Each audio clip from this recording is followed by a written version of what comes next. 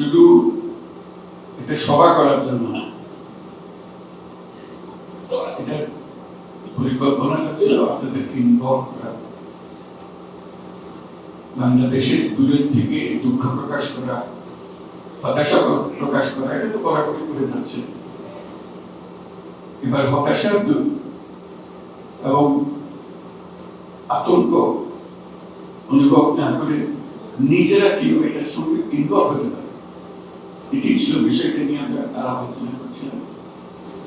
New York আসা, জাতিসংঘে আসার ব্যাপারেও একটা পরিকল্পনা ছিল, যেটা বড় বিষয় ছিল রাজনৈতিক নেতৃত্বকে সঙ্গে আনা। তারা সম্মত হবেন সেটা ভাবিনি, মনে করে থাকতে প্রেসিডেন্ট লাগবে, তবু ভাবনাতে চেষ্টা করেছি।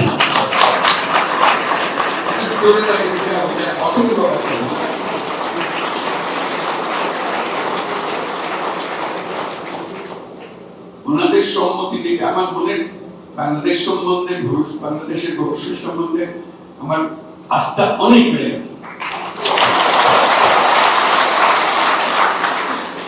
কাগজপত্র পড়ে বক্তৃতা শুনে যেরকম একটু ভয় পায়, সেই ভয়টা কেটে গেছে। এবং আজকে আপনাদের সামনে একসঙ্গে এসে কথা বলছেন, এটা একটা বড় বিষয়। এবং জাতিসংঘে যেখানে যাচ্ছে সবাই অবাক হচ্ছে, আপনি সকলেই শুনছেন যারা রাজনৈতিক দলের নেতারা সঙ্গে এসছেন এবং সকল দলের নেতৃবৃন্দ এখানে এসছেন। মেসেজ এটার পেছনে একটা মানুষকে একটা ভবিষ্যৎ সম্বন্ধে একটা ধারণা দেয়, সেই ধারণাটা সাংঘাতিক আত্মবিশ্বাসী করে আমাদেরকে। সেই আত্মবিশ্বাস নিয়ে আমরা যে আজকে নিউ ইয়র্ক শহরে আসলাম, জাতিসংঘে আসলাম, আমরা সাংঘাতিক আত্মবিশ্বাসী হয়ে ফিরে। আপনারা সবাই সেই আত্মবিশ্বাসী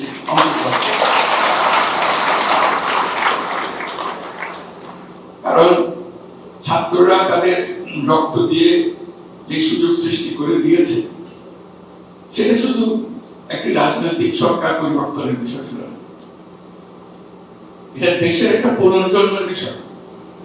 সেই পুনর্জন্মটা হাতে খড়ি থেকে শুরু করে সামনে গিয়ে যাওয়া, পেছনের দিকগুলোতে আজকে যেগুলো আলাপ করলাম, দুর্নীতি ইত্যাদি, এগুলো কত জটিল চলে যাওয়ার কথা। এগুলো কোন জিনিস আর নতুন বাংলাদেশে যাতে প্রবেশ করতে না পারে সেই ব্যবস্থা, সেটি আমাদের সবার। এবং সবাই দূরে দাঁড়িয়ে, গ্যালারিতে দাঁড়িয়ে খেলা দেখবো ওরকম না, নিজে খেলবো না। আমরা গ্যালারির কাজ শেষ, আমরা প্রত্যেকে নিজে খেলবো, যেটুকু অংশ আমরা পারি সেটুকু অংশ আমরা পালন করবো। তাহলে এত রকম জিনিস আছে, এটা দূরের থেকে গ্যালারিতে বসে কথা বলা সোজা, অবশ্যই সোজা, কিন্তু সেই সোজা জিনিসের মধ্যে আমাদের একটা কঠিন কাজ করতে হবে, এটাকে পাল্টানোর একটু চেষ্টা করতে হবে। সবাই মিলে একটু চেষ্টা করে দেখবো যেটা করে ফেলতে হবে। যেমন আজকের মিটিংটা, একটি সুন্দর ব্যাপার, মিটিংটা করতে পারছি, এটাও কিন্তু অসম্ভবকে সম্ভব করার জন্য এখানে বহু মজা। কাজে সেটা দিয়ে শুরু হয় না, পেছনে যে একটা পরিকল্পনা ছিল, সেই পরিকল্পনাটা করার জন্য আপনাদের সামনে এসেছি। একটু করে বুঝবেন এই পরিকল্পনাটা আরো পরিষ্কার হবে কিছুক্ষণ পরে। এটা আমরা বাংলাদেশ সম্বন্ধে যা যা আলোচনা করেছি, আমি ব্যক্তিগতভাবে সাংঘাতিক রকমের আশাবাদী বাংলাদেশ সম্বন্ধে। এই জন্য এটা অনেক জিনিস অনাবিষ্কৃত থেকে যায়। আমি বারবার খোঁজা দিচ্ছি যে অনাবিষ্কৃত জিনিসগুলো সামনে চলে আসে। তার মধ্যে একটা জিনিস, তারুণ্যের কথা আমরা সবাই বলি, আমি বারবার বলছি, সেখানে একটা জিনিস যোগ করছি, তারুণ্য মানেই হলো প্রযুক্তি। এটা দুটো একসঙ্গে, তারুণ্য সঙ্গে সঙ্গে সেই প্রযুক্তির মধ্যে ঢুকে যায় অটোমেটিকলি। যে তারুণ্য আমাদেরকে প্রযুক্তির মধ্যে ঢুকিয়ে ফেলে, সে বিশ্বের সঙ্গে যুক্ত হয়ে যায়, সে আর বাংলাদেশের ভেতরে আর থাকে না। তার জগৎ বিশাল জগৎ, কিন্তু আমরা সেই বিশাল জগতে প্রবেশের পরে সে পরিবর্তনটাকে সেখানে নিয়ে আসবে, সেটা এখনো রাস্তা বানিয়ে দিতে পারেনি, তার মাথার মধ্যে জাগাতে পারেনি। সেই জাগানোর বিষয়গুলো আজকে আলাপ করবো। এবং বলার শেষে একটা প্রেজেন্টেশন হবে, সেই প্রেজেন্টেশনে দেখতে পাবেন আপনারা কিভাবে সবাই এটাতে পার্টিসিপেট করবেন। আপনাদের যে এখানে আমন্ত্রণ জানিয়েছি, আমন্ত্রণের পেছনে একটা আলোচনাটা হবে, ওটা একটা বড় অংশ। যে প্রেজেন্টেশনটা হবে, সেই প্রেজেন্টেশনটা আমাদের কোথায় নিয়ে যাবে, কি করবো সেটা জানার জন্য। তারুণ্য সম্বন্ধে আমি বলি, সেটা আজকের কথা না, পুরনো কথা। বাংলাদেশ সম্বন্ধে নতুন নতুন মাত্রাগুলোকে যোগ করার জন্য, আপনাদের দৃষ্টি জানার জন্য আমি চেষ্টা করছি, বিদেশিদের কাছেও চেষ্টা করছি, যারা বাংলাদেশ সম্বন্ধে জানতে চায়, বিনিয়োগ করতে চায়, ব্যবসা করতে চায়, তাদেরকে বলছি যে বাংলাদেশ এখানে এই তারুণ্যের কারণে যে কোনো রকমের ব্যবসা করতে চাও, তোমাকে সেই ব্যবসা, সেই কারখানা তোমার নিজের তো সে করার দরকার নেই। এখান থেকে লোক নিয়ে গিয়ে সেখানে তোমরা কারখানা চালাতে, তার চেয়ে বড় কারখানা এখানে বসে লোক তো আছে, এই ঝামেলা থেকে বেঁচে যাবে। তাকে এটা একটা প্রোডাকশন হাব হিসেবে চিন্তা করো। বারে বারে প্রোডাকশন হাবের এই যে আশিক যে দায়িত্বে আছে, তাকে এই এলাকাগুলো ঠিক করে দেওয়া যায়। এটা প্রোডাকশন হাব হিসেবে তুমি দুনিয়াতে যে কোনো জিনিস বিক্রি করতে চাও, এখানে এসে প্রোডাকশনটা এখানে করো। সেই প্রোডাকশন করার জন্য সুযোগ সুবিধা করে দেওয়া, এটা একটা দিকে আকর্ষণ করছি, যাতে করে বিশ্বের কাছে এটা গ্রহণযোগ্য হয়, সেটাকে প্রমাণ করা। আরেকটা নতুন মাত্রার কথা আমি প্রায় বলি, আবার আপনাদের সামনে বলি, সেটা বাংলাদেশ শুধু আমাদের যে জিওগ্রাফিক্যাল এরিয়া আছে, বাংলাদেশের ম্যাপ বানাতে আমরা যেটুকু করি, আমরা সবসময় বাংলাদেশ বলতে এটাকে বুঝাই, সেটার থেকে একটু বড় আকারে বোঝার চেষ্টা করি। অর্থনীতির ক্ষেত্রে আমাদের মাত্রাটা ভিন্ন মাত্রায় করা আবেদন জানাচ্ছি, যাতে ভবিষ্যতে সেই মাত্রাটা সফলভাবে আমরা পূরণ করতে পারি। সেটা হলো আঞ্চলিক অর্থনীতি। শুধু রাষ্ট্রীয় অর্থনীতি, দেশ যেটা আছে, ভৌগোলিক সীমারেখা যেটা আছে, ওটার মধ্যে সীমাবদ্ধ না রেখে আমরা আঞ্চলিক অর্থনীতির উপরে জোর দেব। এটা সবার সাথে, শুধু বাংলাদেশের একার সাথে না, যারা এই আঞ্চলিক অর্থনীতির শরীরদার হবে তাদেরও সাথে। তারা আমাদের প্রতিবেশী, নেপাল, ভুটান, আর হলো সেভেন সিস্টার্স। তাদের সমস্যাটা একটা পরিষ্কার, তারা ল্যান্ডলক কান্ট্রি, তারা আটকে আছে, সমুদ্রের মধ্যে যেতে পারে না। আমাদের সে অ্যাক্সেসটা আছে, সমুদ্র আমাদের সঙ্গে আছে। কাজেই তাদের সঙ্গে বলি যে তোমাদের সমুদ্রের প্রবেশ খুব সহজ করে দেবো, আসা যাওয়ার কথা, তাহলে তাদের অর্থনীতি সফল হবে, আমাদের অর্থনীতি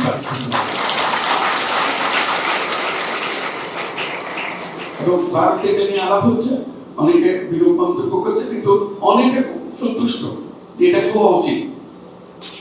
এটা মানে স্বাভাবিক পদ্ধতিতে হবে, এটা জোর করে কাউকে বলতে পারবো না আমার সঙ্গে ব্যবসা করে। সে তার ব্যবসা এখন সীমাবদ্ধ হয়ে গেছে, সেখানে বিবেক হচ্ছে না। আমরা যদি তার রাস্তাটা খুলে দিই, সেও খুশি, আমরা খুশি, কারণ সে আমার উপর দিয়ে চলাফেরা করা মানে আমার অর্থনীতি একটা বিরাট প্রতিসঞ্চার হবে। তো সেই দিকে এই জন্য আপনাদেরকে এটা বললাম, এটা মাথার মধ্যে রাখা। আপনাদের সঙ্গে এই সব এলাকার যে রিজিওনাল অর্থনীতি যেটা বলছে, আঞ্চলিক অর্থনীতি, তাদের বন্ধু বান্ধব অনেক আছে আপনাদের কাছে। আপনারা যেমন গুরুত্বপূর্ণ বাংলাদেশের জন্য, তারাও তাদের জন্য, তাদের দেশের জন্য গুরুত্বপূর্ণ। তারা যদি মনে করেন হ্যাঁ তাই তো আমরা মাধ্যমে কাজকর্ম করবো, তার আস্তে আস্তে দেখবে যে রাস্তা খুলে যাচ্ছে। মানুষ যেটা চায় সে রাস্তা বন্ধ করে রাখা যায় না। স্রোতের মতো জিনিস, পানিকে যেন মাঠতে রাখা যায়, মানুষের আশঙ্কাকে আটকে রাখা যায়। একবার একটা মাথায় ঢুকে গেলে সেটা যে পাথর হোক, যেই হোক, এটা ভেঙে সে বের হবে। কাজে মাথার মধ্যে যদি ঢুকে এটা আঞ্চলিক অর্থনীতি আমরা গড়ে তুলবো, তাহলে দেখবেন যে আঞ্চলিকভাবে অনেক জিনিস সম্ভব। এখানে আন্তর্জাতিক ক্ষেত্রে যখন জাতিসংঘে আসি, বিভিন্ন দেশের লোকদের সঙ্গে, নেতৃবৃন্দের সঙ্গে দেখা হয়, তাদেরকে কথা বলি, তাদের কাছে সঙ্গে সঙ্গে এটা মনে হয় বড় প্রস্তাব। একটা বিশ্ব সংস্থার প্রধান যে বলো যে হ্যাঁ এটা তো এই জিনিস তো আমরা অনুভব করি, কিন্তু তোমার মতো করে বলতে পারিনি, এখন থেকে এটা আমি বলবো, এটা আঞ্চলিক অর্থনীতি। তাদের এই যে সীমাবদ্ধতা, দেশের অর্থনীতির যে সীমাবদ্ধতা, সেই সীমাবদ্ধতা থেকে আমরা বেরিয়ে যেতে পারবো। আমাদের মনটাও করা হবে, ইন্টারাকশন হবে আশেপাশের দেশের সঙ্গে, এবং আমাদের অর্থনীতির প্রতি একটা বিরাট গতি সঞ্চার হবে। আরেকটা বিষয় আছে, সেটা হলো যে বললাম আমাদের অর্থনীতি, এখানে পানি ছিল নাকি আমার জন্য তো দিয়ে দেবো।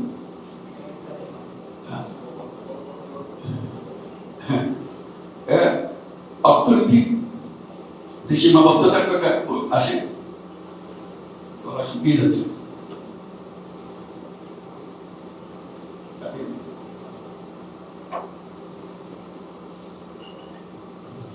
আরেকটা বিষয় হলো ওই যে সীমাবদ্ধতা, যে ম্যাপ, বাংলাদেশের ম্যাপ, বাংলাদেশ বলতে আমরা ওটাই বুঝি। আমি বারবার উল্লেখ করি যে বাংলাদেশ এটা তো ছোট বাংলাদেশ, আমাদের আসল বাংলাদেশ কোথায়, আমাদের পুরো সীমানাটা কোথায়? বিরাট বঙ্গোপসাগর কিন্তু আমাদের।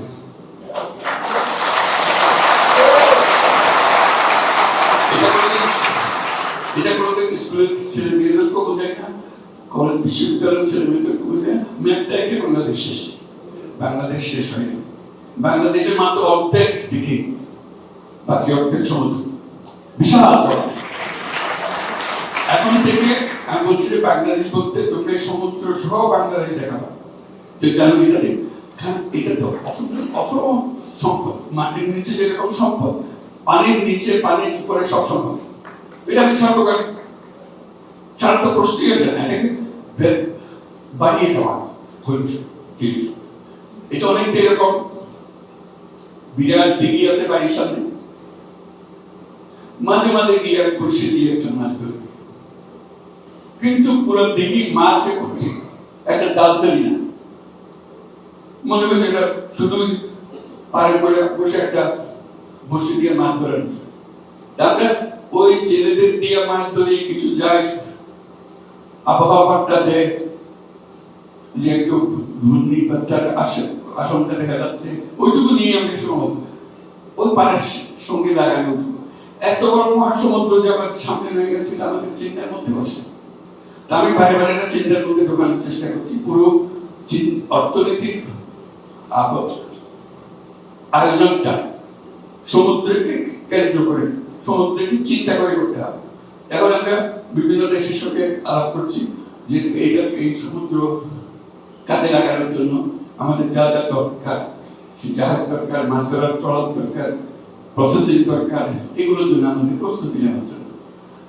সমুদ্র সম্বন্ধে একবার যদি আমরা চিন্তা মাথায় ঢুকায় ফেলাই, তার আগেই চিন্তা হলো যে সমুদ্র যখন আছে, সমুদ্রের উপরিভাগটা হলো চলাচলের রাস্তা।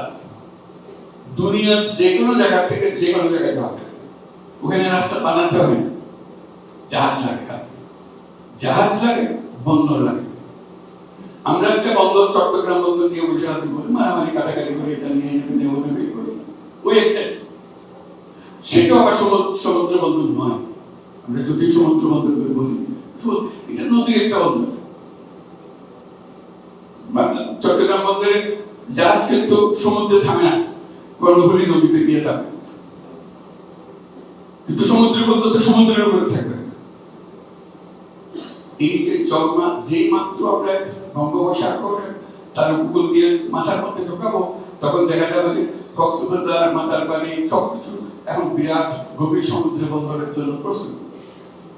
একবার যদি সেখানে গভীর সমুদ্র বন্দর, একটা সমুদ্র বন্দর প্রায় শেষ হয়ে আসছে, কাজে লাগানোর মতো করে এরকম যদি দু চারটা সমুদ্র বন্দর মানে হয়। সিঙ্গাপুর, সিঙ্গাপুরের আসলে কি বন্দর, আর তো কিছু না। এই বন্দরের ফ্যাসিলিটি বিক্রি করে সে আজকে এত বড় রাষ্ট্র হয়ে গেল, এত বড় ধনী রাষ্ট্র হয়ে গেল। আর আমরা বসে আছে মাছ ধরতেছি উপকূলে বসে, ছেলেদের পাঠাই দিতেছি মাছ ধরে, আর সত্যি বানিয়ে এইটুকু গেল।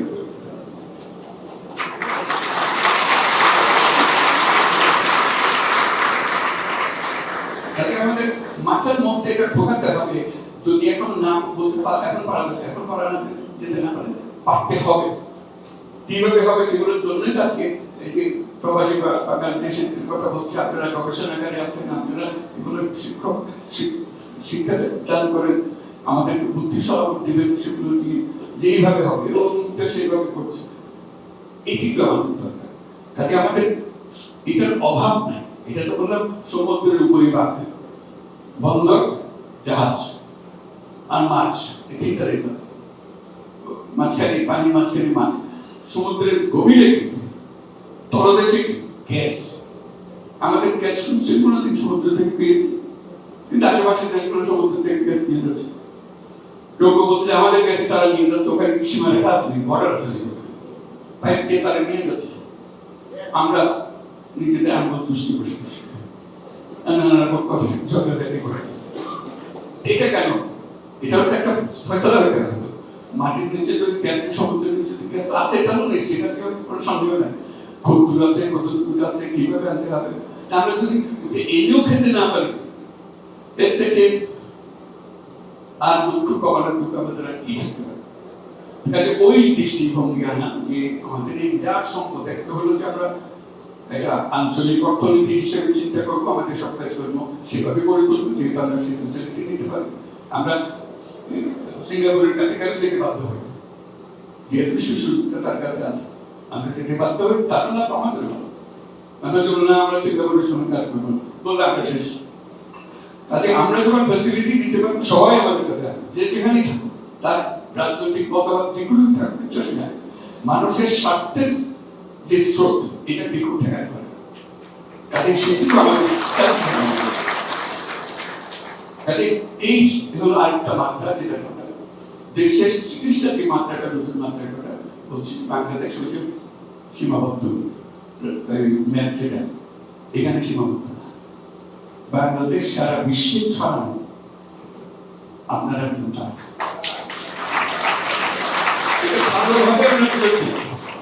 ভালোভাবে আমরা বুঝেছি।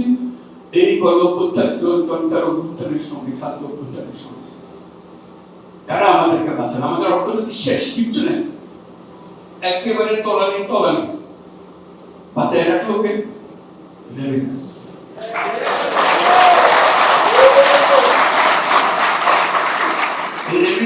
এই বাংলার নতুন বাংলাদেশের জন্ম দিয়েছে। আজও যে আমরা গলা হারিয়ে বুক ফুলিয়ে বলি আমাদের অর্থনীতি মজবুত হয়েছে, সেটার একমাত্র কারণ হলো রেমিটেন্স। কাজে আপনাদের আমাদের এই দূরত্ব নাই আসলে। আমরা এটা ভাবতে হবে, আমরা ওই যে বঙ্গোপসাগর বলল বাংলাদেশের অংশ, আপনারাও বাংলাদেশের অংশ। এবার আজকে আমরা বলতেছি আপনার ভোটের অধিকার দিলেন, আমাদের দাঁড়াবার অধিকার কেন দিচ্ছেন না, এগুলো ফয়সালা হবে, একটা হয়ে যাবে, এগুলো কোনো বিষয় না। একবার নিজের মত আসলে শুরু হলো। আগে তো ভোটাধিকারই ছিল না, এখন ভোটাধিকার আসুক, তারপর বাকিটা বলুন, একসঙ্গে সবাই দেশে গেলে আবার চলে যাবে। মূল কথাটা হলো এই দূরত্ব নাই। আমরা যে যেখানে থাকি, আমরা আজকে নিউ ইয়র্কে বসে কথা বলছি, বাংলাদেশে শুধু নিউ ইয়র্কে, সারা দুনিয়া জুড়ে যেখানে যাবেন বাংলাদেশ, এবং অত্যন্ত সাফল্যমণ্ডিত মানুষ সেসব দেশের মধ্যে বাংলাদেশের হয়েছে। কাজে তারাও চায় বাংলাদেশিদের একটা বৈশিষ্ট্য হলো সে যত আরামে থাকুক, যত হাঁটাক করুক, যত বাড়িঘর বানাক, গাড়ি বানাক, ওই দেশের গ্রামের বাড়িটার ব্যাপার সে বুঝতে পারবে।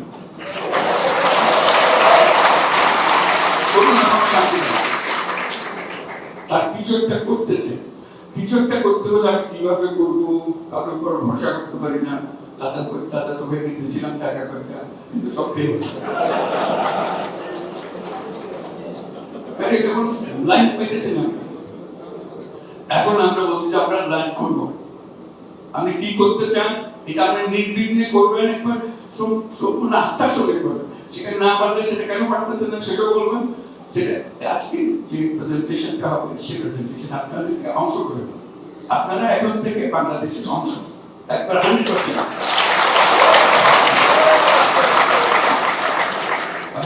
সেটা কিভাবে আপনার মনের কথাটা কিভাবে জানাবেন, কাকে জানাবেন, দুঃখের কথাটা কাকে জানাবেন, সেগুলোর ব্যবস্থা, এবং পরস্পরের সঙ্গে সম্পর্কটা কিভাবে রাখবেন, যাতে একা মন করেন আমি একা গিয়ে কি করতে পারি। আমরা জোট বাঁধা যাবো, এই করে যাবো, ওই অংশটা আমরা করবো। স্বাস্থ্য খাতে আমার এত কথা জানা আছে, আমি স্বাস্থ্যের এই কাজটা করে বাংলাদেশ করতে পারেন। আপনি মনে দুঃখ পান, আমি এখানে বসে, আমেরিকাতে বসে, ইউরোপে বসে কত মানুষের স্বাস্থ্যের সেবা দিচ্ছে, সামান্য একটা জিনিস যেটা একবার দিতে পারলে বাংলাদেশের মানুষের ভালো। এই দুঃখ থেকে বেঁচে যাবে। বিশেষ করে এখন যখন প্রযুক্তি আসছে, এগুলো এত সহজ হয়ে যাচ্ছে, এবং ছেলেপেলেরাই বলে চালাতে পারবে। আপনি শুধু দেখাই দেন জিনিসটা, প্রযুক্তিতে হাতে ধরে না, তাহলে দেখবেন সেই করে হচ্ছে। এবং সেখানে বাংলাদেশে আপনারা যা শিখবেন, আপনার সেই প্রযুক্তি প্রয়োগ করে, আপনার সেই পদ্ধতি প্রয়োগ করে, আপনার সারা বিশ্বে আপনি সেটার জন্য প্রসিদ্ধ হবে।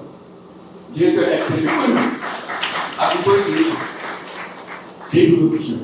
এবং সেটার কথা কথা প্রসঙ্গে গ্রামীণ ব্যাংকের কথা বলুন, মাইক্রো ক্রেডিটের কথা বলুন, কোথায় গ্রামের ভেতরে 3-4 টাকা লোন দিয়েছিল, কি আমার ঘটনা ছিল, কিন্তু সারা বিশ্বে এখন একটা বিষয় হয়ে গেছে। কারণ যে যার প্রয়োজনীয়তা আছে সেটা দেশের সীমা রেখা মানে না। প্রয়োজনীয়তা থাকলে সেটা দেশের রাস্তা ঘাট ভাঙে তার সীমা ভাঙে চলে আসে। কাজে আপনিও আপনার এত বিদ্যা, আপনার এত জ্ঞান, আপনার এত অভিজ্ঞতা, সেই অভিজ্ঞতা দিয়ে আপনি কাজটা করতে পারেন। যে প্রেজেন্টেশনের কথা বলছি শুধু আপনাকে উদ্দেশ্য করে আজকে যারা উপস্থিত আছেন সেই প্রজন্মকে উদ্দেশ্য করে বলছি, আপনার বাচ্চারাও তার সঙ্গে পরিচিত হবে এই অ্যাপের মাধ্যমে হবে। এই প্রেজেন্টেশন যেটা দেখাচ্ছি, যাতে করে ওই বললাম সে ছোটবেলা থেকে জানে যে আমার রাস্তা বাড়িয়েছে কেন, আমার দাদা দাঁড়িয়ে ক্লাস হবে, এখন তাদের দাদা দাদি বোঝার খুব কষ্ট হবে যে ফ্যামিলি ট্রিট করবে। দেখেন আমি কিভাবে বলেছি বাংলাদেশের অংশ হিসেবে এই না, এখানে যদি নাগরিকত্ব গ্রহণ করেন আপনার নাগরিকতা কত বিশ্বাস করার মতো কথা বলছি, এটা অন্তরের কথা বলছি। অন্তর এক জিনিস আর নাগরিকত্ব আরেক জিনিস। আপনার অন্তরে যা চায় সে অন্তরের কাজটা করতে পারবেন, যে করার ফলে ওখানে গিয়ে যখন যাবে মনটা ভরে যাবে। আমি নিজে ভাব করেছি তা তো বটে, আমি যে এলাকাতে প্রাইমারি স্কুলে লেখাপড়া করে গেছিলাম সেই প্রাইমারি স্কুলের চেহারাটা সেখান থেকে আমি দুর্নীতিটা বাইর করে দিতে পেরেছি। আমি উঠে দাঁড়াইছিলাম কিন্তু সবাই মানছে ওই স্কুলটা আমি ঠিক মতো চালাইতে পারি। আর কিছু না, আমি সারা বাংলাদেশ পাঠাইতে পারি না, কিন্তু আমার প্রাইমারি স্কুলটা আমার কথা সবাই মানছে, সবাই জানছে। এইসব ভূমিকা পালন করতে পারি আমরা, কঠিন না। আপনাকে সেটার জন্য ওখানে যেতে হবে। আজকাল প্রযুক্তির কারণে আপনি যে কোনো সময় সেখানে যেতে পারেন, যখন ইচ্ছা সেখানে যেতে পারেন। তাহলে সেই প্রযুক্তিগত জিনিসগুলো নিয়ে আসা, আর আপনাদেরকে এই যে ম্যাপের কথা বললাম বাংলাদেশের ম্যাপ, সেই বাংলাদেশের ম্যাপটা অন্যভাবে দেখার জন্য যে আমরা এই বাংলাদেশের অংশ, সেই অংশে আমরা কিভাবে করতে পারি সেটা আমাদের মূল জিনিসটি হলো আজকে যে ছাত্রদের অভ্যুত্থান হলো সেটা আমাদের মস্ত বড় প্রতিবন্ধকতা সরিয়ে দিয়েছে, আমাদের স্বপ্ন দেখার সরিয়ে দিয়েছে, স্বপ্ন বাস্তবায়নের শক্তি দিয়েছে। এগুলো স্বপ্ন আমরা সবাই দেখি বাস্তবায়নের ক্ষমতা আমরা পাই না। এই পরিবর্তন ছাত্ররা যা করলো সেই শক্তি আমাদেরকে দিয়েছে, এই শক্তিটা যেন হারিয়ে না যায় সেই জন্য আজকে আমরা সবাই মিলে জাতিসংঘে এসেছি। এই কথা সবার সামনে বলা যে এই জাতিসংঘে এসে আমরা সবাইকে জানিয়ে দিচ্ছি, একসঙ্গে এসেছি, সবাই জানিয়ে দিচ্ছি এই ব্যাপারে আমরা জাতির সাথে আমরা একমত। সবাইকে ধন্যবাদ। আমরা এই পথে চলবো এবং এটা দেখে আজকে থেকে আপনারা শুরু করেন কাজটা ব্যবহার করতে।